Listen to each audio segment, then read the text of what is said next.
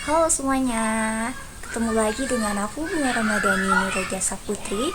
Nah, di video kali ini aku akan menjelaskan tentang materi yaitu metode pengembangan sistem akuntansi.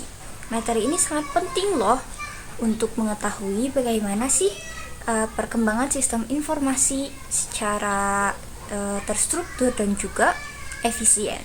Yuk kita mulai. Yang pertama ada pengertian metodologi perkembangan sistem. Nah, metodologi perkembangan sistem adalah langkah-langkah yang ditempuh oleh analisis sistem dalam mengembangkan sistem informasi. Pengembangan sistem akuntansi umumnya melalui 3 tahap utama. Yang pertama yaitu analisis sistem, yang kedua ada desain sistem, dan yang terakhir yaitu implementasi sistem. Lalu selanjutnya ada tahap-tahap analisis sistem. Nah, yang pertama yaitu analisis pendahuluan, yaitu dimulai dengan permintaan dari pemakai kepada analisis sistem, lalu dilanjutkan dengan pengumpulan informasi awal menggunakan check sheet.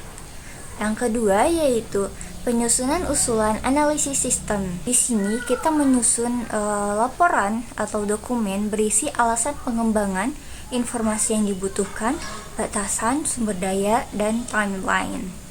Lalu yang ketiga, ada pelaksanaan analisis.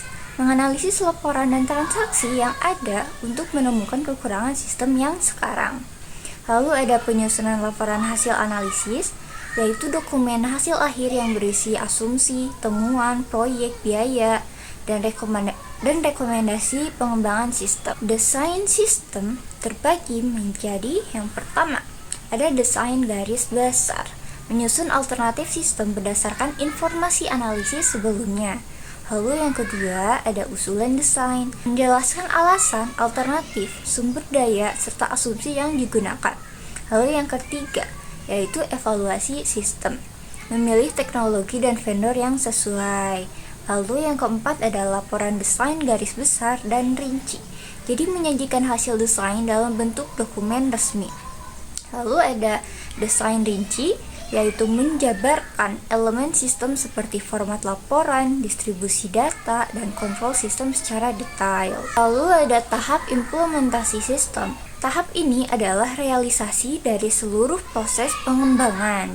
Nah, yang pertama itu ada perencanaan implementasi, yaitu merencanakan agar sistem bisa digunakan secara efektif. Lalu yang kedua ada pendidikan dan pelatihan, melatih semua pihak yang terlibat dalam sistem akuntansi. Lalu konversi sistem.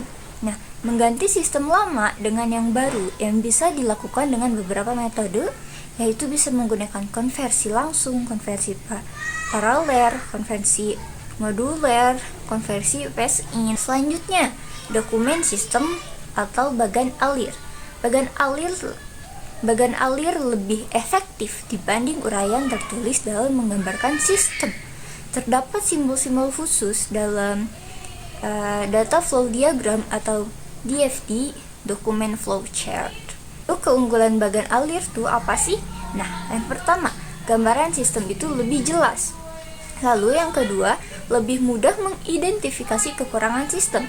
Dan yang terakhir, efisiensi untuk dokumentasi dan perbaikan. Jadi kesimpulannya yaitu pengembangan sistem akuntansi memerlukan proses yang sistematis mulai dari analisis, desain, hingga implementasi.